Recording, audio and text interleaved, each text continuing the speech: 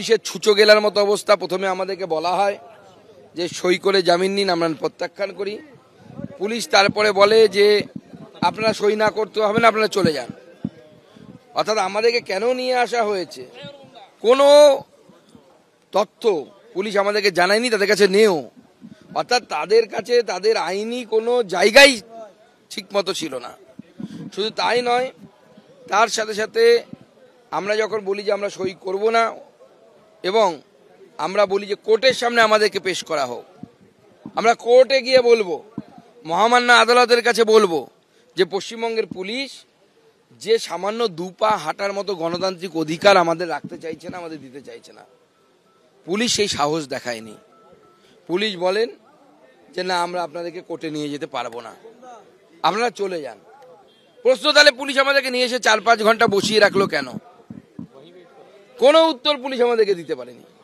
পুলিশের বিভিন্ন অফিসাররা এসেছে, এমনকি এই সকালবেলাও তারা আমাদের কাছে বারবার এসে জিজ্ঞেস করছিলেন।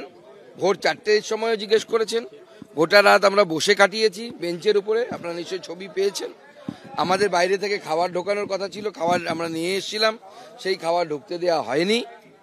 জলের পর্যাপ্ত ব্যবস্থা ছিল না।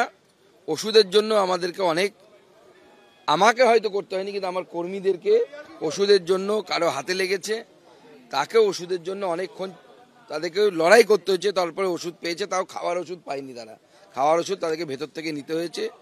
এই রকম পরিস্থিতি, এখানে একটি অগণতান্ত্রিক পরিবেশ এখানে অবস্থান করছে।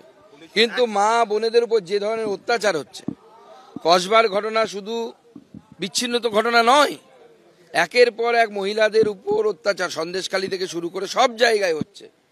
এবং তারপরে 8 মাসের ব্যবধানে 2টি শিক্ষা প্রতিষ্ঠানের মধ্যে ভেতরে এই ধরনের রেপ, এবং একটিতে মার্ডার আর একটিতে রেপ বা গণধর্ষণের মতো ঘটনা ঘটল। কোথায় প্রশাসন? এরপরে একজন মুখ্যমন্ত্রী মুখ দেখাতে পারেন, তিনি সামনে আসতে পারেন এবং দাবি করতে পারেন আমরা এগিয়ে বাংলা মডেল চালাচ্ছি। এটা এগিয়ে বাংলা মডেল? তার লজ্জা করে না মুখ্যমন্ত্রী যে তার মতো মহিলা মুখ্যমন্ত্রী হওয়া সত্ত্বেও তার দলের পদ নিয়ে, তার দলের নেতাদের সাথে ছবি তুলে এই ছেলেটি বা এই ছেলেগুলো 3 জন যাদের নাম এসছে, তারা এই ধরনের পাশবিক অত্যাচার চালিয়েছে। এবং যারা এই ধরনের পাশবিক অত্যাচার চালাতে পারে, মনস্তাত্ত্বিক এক্সপার্টরা বলবে আপনাদেরকে এটা তাদের প্রথম কাজ নয়।